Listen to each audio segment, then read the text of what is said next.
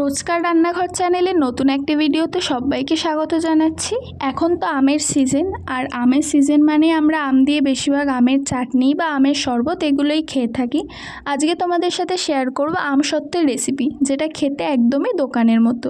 আর এই গরমে তোমরা আম দিয়ে কে কী বানিয়েছো বা আমসত্ত্ব কার কার ফেভারিট আমাকে অবশ্যই জানিও। তো চলো দেখে নিই কীভাবে বানাচ্ছি। প্রথমে আমি দুটো আম ভালো করে ধুয়ে নিলাম। ধুয়ে নিয়ে আমি খোসা থেকে আম দুটোকে বার করে নিচ্ছি। তোমরা যেরম কোয়ান্টিটিতে বানাবে সেরম কোয়ান্টিটিতেই আম নেবে। আমি অল্প করেই বানাবো, তাই জন্য আমি দুটো আম নিচ্ছি। আম থেকে আমি আমের আটি থেকে আমের পাল্পগুলো ভালো করে হাত দিয়ে বার করে নিচ্ছি।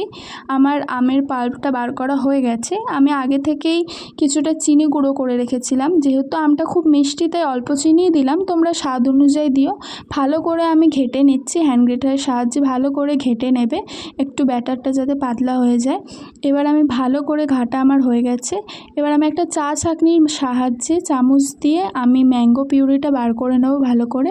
দেখতেই পাচ্ছ আমি ভালো করে ম্যাঙ্গো পিউরিটা বার করে নিচ্ছি।